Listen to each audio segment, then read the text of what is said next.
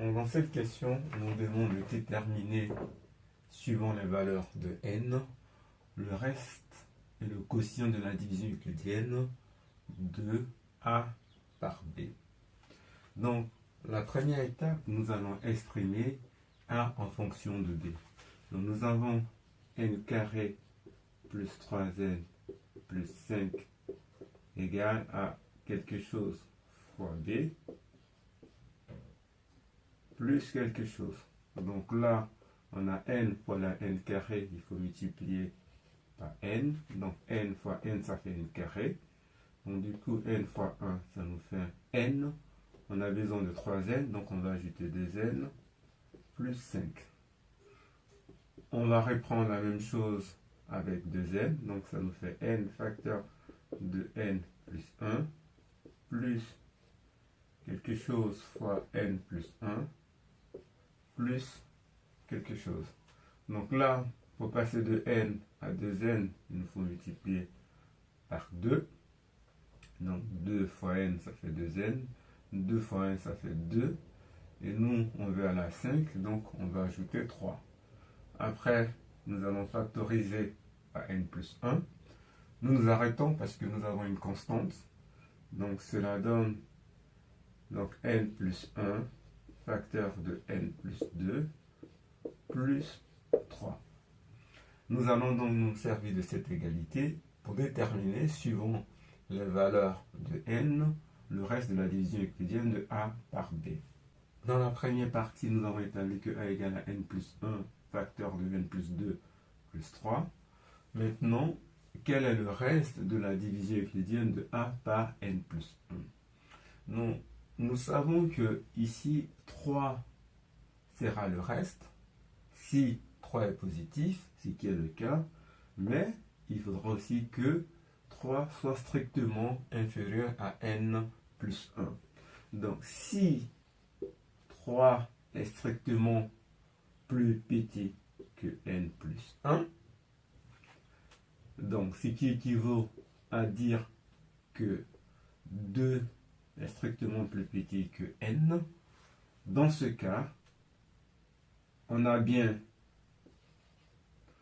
3 qui est positif et qui est strictement plus petit que notre diviseur, n plus 1, et donc le reste de la division euclidienne de A par n plus 1 sera égal à 3, et le quotient n plus 2. Passons maintenant à l'autre cas. Donc nous avons considéré ce cas, nous allons considérer un deuxième cas. Si maintenant 3 est supérieur ou égal à n plus 1, dans ce cas, 3 ne peut pas être égal au reste, parce que le reste ne peut pas être supérieur ou égal au diviseur. Nous allons distinguer plusieurs cas. Donc 3 supérieur ou égal à n plus 1, ça équivaut que n est inférieur ou égal à 2. Et nous allons procéder ici par disjonction des cas. Donc si n est inférieur ou égal à 2, première possibilité, n est égal à 0. Parce que n c'est un entier naturel.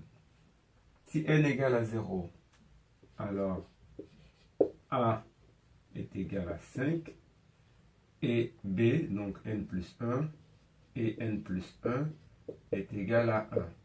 Ce qui implique que le reste de A par B, comme 5 est multiple de 1, ça va être égal à 0, et le quotient, ça sera 5.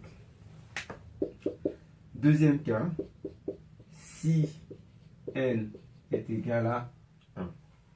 Si n est égal à 1, dans ce cas, A est égal à 1 carré plus 3, 4, 4 plus 5, 9. Donc, A est égal à 9 et B égal à 2.